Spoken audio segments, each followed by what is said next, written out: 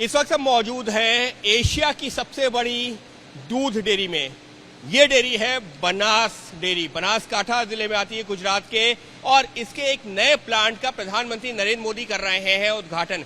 इस वक्त यहाँ पर मेरे साथ मौजूद हैं शंकर भाई चौधरी, जो कि चेयरमैन है इस बनास डेयरी के।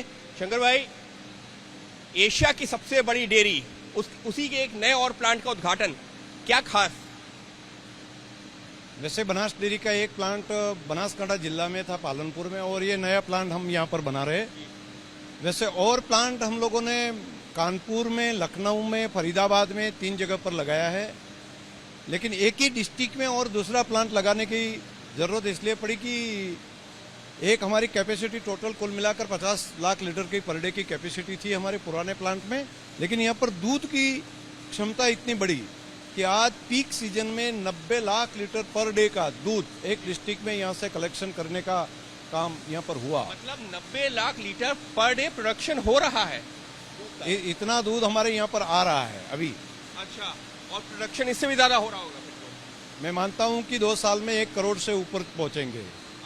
तो एक नया प्लांट भी यहाँ पर लगाना चाहिए, इसलिए यहाँ पर ये डेयरी प्लांट लगाया है। और अभी जो मौजूदा प्लांट था उसकी कैपेसिटी 50 लाख लीटर प्रोसेसिंग की थी। जी, 50 लाख लीटर की कैपेसिटी वहाँ पर है, और ये और एक 50 लाख की कैपेसिटी यहाँ पर करनी चाहिए। तो स्टार्टिंग में 30 लाख लीटर और बाद में एक्सपांशन करके 50 लाख लीटर तक पहुँचेंगे। इस प्लांट की बात करें, जो आपका पुराना प्लांट था, इसमें क्योंकि टेक्नोलॉजी बदली है, कुछ और चीजें भी ऐड हो गई हैं? कई सारी नवी वेराइटीज भी। मान लो कि एक तो बटर का बड़ा प्लान है कि इतना बड़ा प्लान मैं मानता हूँ कि शायद कहीं पर होगा। वैसा ही एक खोवा, मावा, इंडियन स्वीट, जो हमारे प्रधानमंत्री साहब बार बार कहते हैं कि हम इंडियन मिठाई दुनिया को खिलाए, तो खोवा का प्लांट, जो वर्ल्ड में सबसे बड़ा खोवा का प्लांट है, वो यहाँ पर है। दूसरा आइसक्रीम का प्लांट भी है, एक चॉकलेट का प्लांट भी यहाँ पर बनने वाला। तो इनके अलावा एक हमारे प्रधानमंत्री श्री मोदी साहब का एक सपना ये था कि जैसे दूध का व्यवसाय डेवलप हुआ बनास में, दूध क्रांति जो बनास जिला में हुई, वैसे ही पोटैटो में हो सकती है। तो एग्रीकल्चर में पोटैटो का प्रोडक्शन करने का काम हमारे किसान करते हैं, लेकिन उनका वैल्यू एडिशन करके उनकी आय ज़्यादा प्राप्त हो, ऐसा कोई व्यवस्था यहाँ पर नहीं थी। तो हमने सोचा कि हमारे प्रधानमंत्री श्री ने जो बताया है कि वैल्यू एडिशन इनमें पोटैटो में होना चाहिए और किसान की आय बढ़नी चाहिए। पोटैटो प्लांट भी बना, उसका भी उद्घाटन होगा। कोऑपरेटिव पूरी दुनिया में सबसे बड़ा कोऑपरेटिव पोटैटो में से फ्रोजन आइटम बनाने का प्लांट भी इसी कैंपस में हमारे प्रधानमंत्री जी के कर कमलों से हम लोकार्पण करने जा रहे हैं। तो अगर हम जो है इस प्लांट की बात करें, वैसे ये कहा जाता है कि भारत में जो दूध का उत्पादन है या जो रिक्वायरमेंट है, रिक्वायरमेंट के हिसाब से प्रोडक्शन कम होता है, इससे कुछ मदद मिलेगी?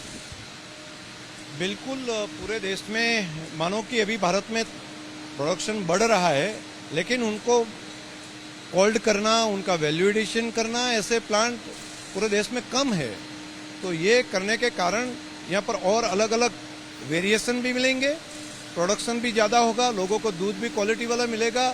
और दूसरी बात, हम सभी के लिए ये है सद्भाग्य हमारा कि इनके कारण पशुपालक की आय में बढ़ोतरी होगी। ये एक महत्वपूर्ण मुद्दा है। इस पहले क्या जिस तरह का प्रोडक्शन आज की डेट में है, पहले इस इलाके में ये होता था? क्योंकि यहाँ तो पानी की कमी है, इलाके में लोग खेती कर नहीं पाते थे, तो अब लोगों ने खेती छोड़ करके ये काम करना शुरू कर दिया।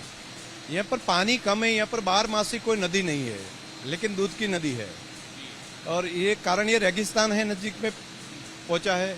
लेकिन ये प्रोग्रेस जो हुआ है, इनकी स्टोरी आपको देखने जैसी है।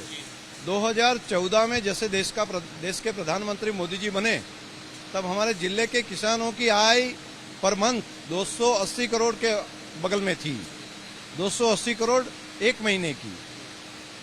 2014 से आज 7 साल पूरे हुए, तो 280 करोड़ से आज 1000 करोड़ पर मंथ किसानों के अकाउंट में जमा होता है। वो पूरे वर्ल्ड में कहीं पर नहीं है।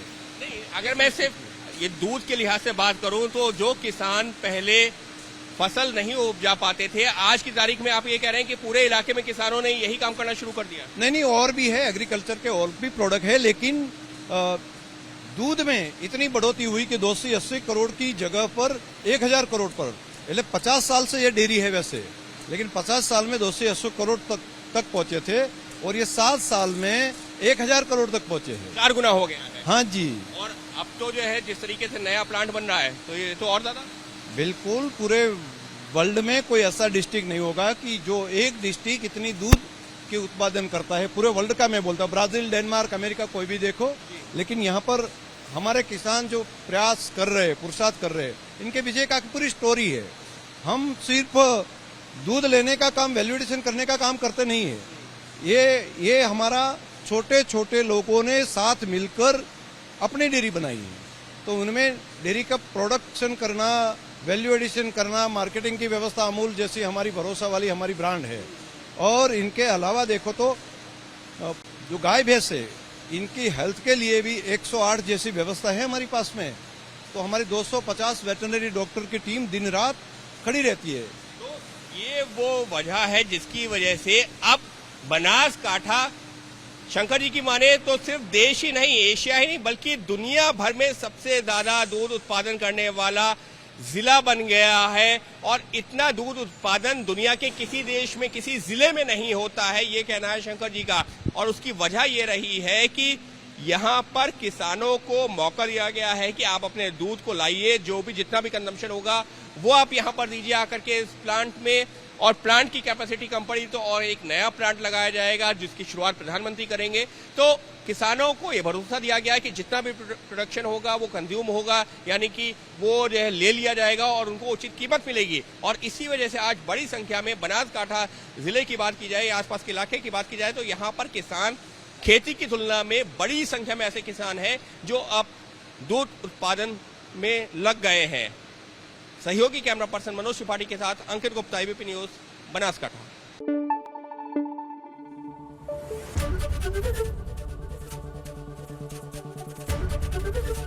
एबीपी गंगा, खबर आपकी, जुबान आपकी।